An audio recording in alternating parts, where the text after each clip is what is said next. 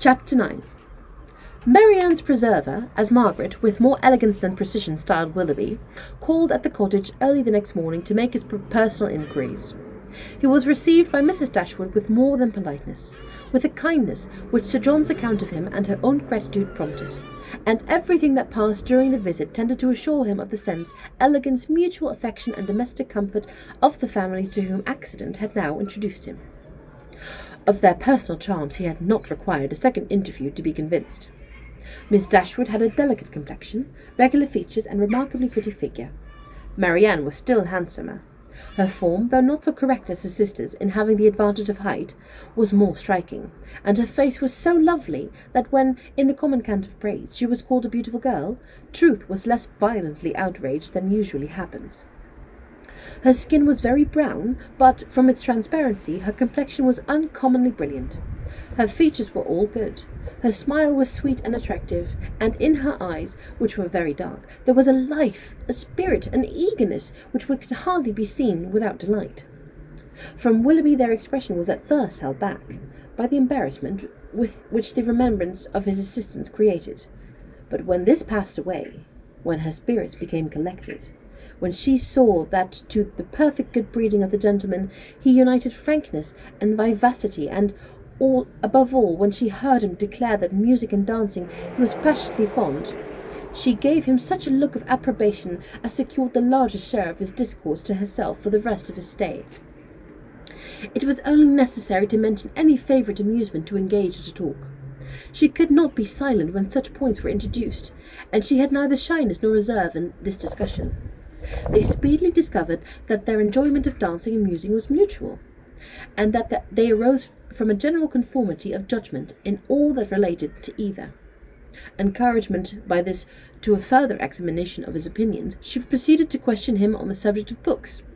Her favourite authors were brought forward and dwelt upon with so rapturous a delight that any young man of 25 must have been insensible indeed not to become an immediate convert to the excellence of such works, however disregarded before. Their tastes were strikingly alike. The same books, the same passages were idolized by each, or, if any difference appeared, any objection arose, it lasted no longer than till the force of her arguments and the brightness of her eyes could be displayed. He acquiesced in all her decisions, caught all her enthusiasm, and long before his visit concluded, they conversed with the familiarity of long-established acquaintance. "Well, Marianne," said Eleanor, as soon as he had left them, "for one morning I think you have done pretty well.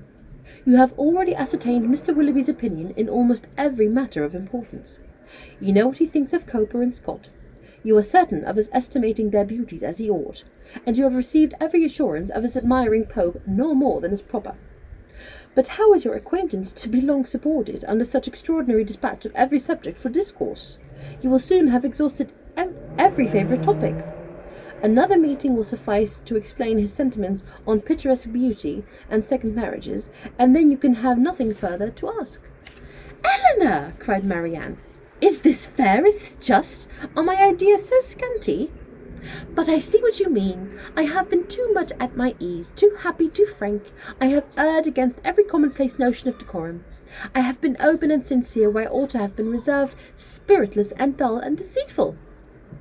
Had I talked only of the weather and the roads, and had I spoken only once in 10 minutes, this reproach would have been spared." "My love," said their mother, "you must not be offended with Eleanor. She was only in jest. I should scold her myself, if she were capable of wishing to check the delight of your conversation with our new friend." Marianne was softened in a moment. Willoughby, on his side, gave every proof of his pleasure in their acquaintance which an evident wish of improving it could offer. He came to them every day.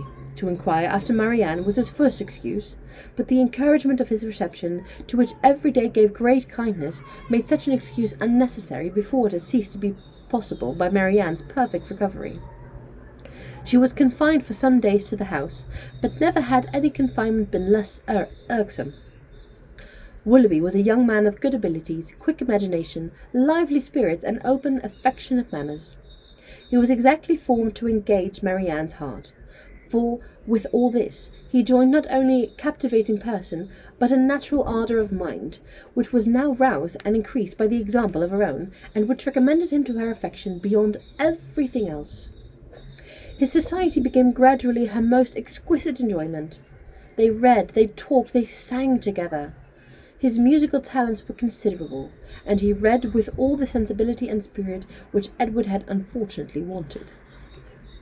In Mrs. Dashwood's estimation he was faultless as in Marianne's, and Elinor saw nothing to censure him but in a propensity in which he strongly resembled and peculiarly delighted his sister, of saying too much of what he thought on every occasion without attention to persons or circumstances.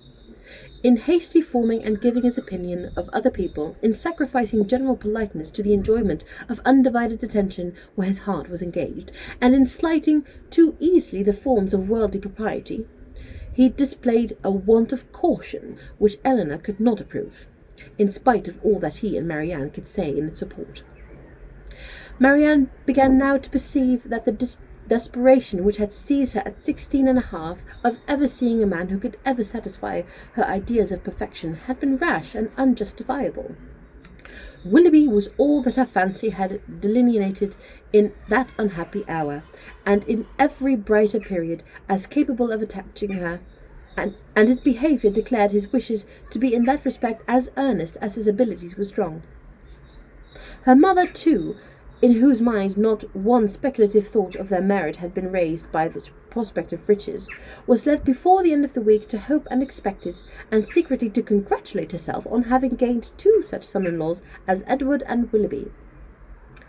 Colonel Brandon's partiality for Marianne, which had been so early been discovered by his friends, now first became perceptible to Elinor when it ceased to be noticed by them. Their attention and wit were drawn off to his more fortunate rival, and the raillery which the other had incurred before any partiality arose was removed when his feelings began to really call for the ridicule so justly annexed to sensibility. Elinor was obliged, though unwillingly, to believe that the sentiments which Mrs. Jennings had assigned him for her own satisfaction were now actually excited by her sister, and that however general a resemblance of disposition between the parties might forward the affection of Mr. Willoughby, an equal striking opposition of character was no hindrance to the regard of Colonel Brandon. She saw it with concern, for what could a silent man of 35 hope when opposed by a very lively one of 25? And as she could not even wish him successful, she heartily wished him indifferent. She liked him, in spite of his gravity and reserve. She beheld him in an object of interest. His manners, though serious, were mild, and his reserve appeared rather the result of some oppression of spirit than any natural gloominess of temper. Sir John had dropped hints of past injuries and disappointments, which justified her belief of his being an unfortunate man, and she regarded him with a respect and compassion. Perhaps she pitied and esteemed him the more because he was slighted by Willoughby and Marianne, who, prejudiced against him for being neither lively nor young, seemed resolved to undervalue his merits. "Brandon is just the kind of man," said Willoughby one day when they were talking of him together, "whom everybody speaks well of and nobody cares about, whom all are delighted to see and nobody remembers to talk to." "That is exactly what I think of him," cried Marianne. "Do not boast of it, however," said Elinor, "for it is injustice in both of you. He is highly esteemed by the family at the park, and I shall never see him without taking pains to converse with him." "That he is patronized by you," replied Willoughby, "is certainly in his favour. But as for the esteem of others, it is a reproach in itself. Who would submit to the indignity of being approved by such a woman as Lady Middleton and Mrs. Jennings, that he could command the indifference of everybody else? But perhaps the abuse of such people as yourself and Marianne will make amends for the regard of Lady Middleton and her mother. If their praise is censure, your censure must be praise, for they are not more undiscerning than you are prejudiced and unjust. In defence of your young protégé you can even be saucy. My protégé, as you call him, is a sensible man, and sense will always have attractions to me. Yes, Marianne, even in a man between 30 and 40. He has seen a great deal of the world. He has been abroad. He has read. He has a thinking mind. I have found him capable of giving me much information on various subjects, and he has always answered my inquiries with the readiness of good breeding and good nature." "That is to say," cried Marianne contemptuously, "he has told you that in the East Indies the climate is hot and the mosquitoes are troublesome." "He would have told me so, I have no doubt, had I made any such inquiries, but then they happened to be points on which I had been previously informed." "Perhaps," said Willoughby, "his observations may have extended to the existence of nabobs, gold moors, and palanquins." "I may venture to say that his observations have stretched much farther than your candour. But why should you dislike him?" "I do not dislike him. I consider him, on the contrary, as a very respectable man who has everybody's good word and nobody's notice, who has more money than he can spend, more time than he knows how to employ, and 2 new coats every year." "Add to it," cried Marianne, "that he has neither genius, taste, nor spirit, that his understanding has no brilliancy, his feelings no ardour, and his voice no expression." "You decide on his imperfections so much in the mass," replied Eleanor, "and so much on the strength of your own imagination, that the commendation I am able to give of him is comparatively cold and insipid. I can only pronounce him to be a sensible man, well bred, well informed, and of gentle address, and I believe possessing an amiable heart." "Miss Dashwood," cried Willoughby, "you are now using me unkindly.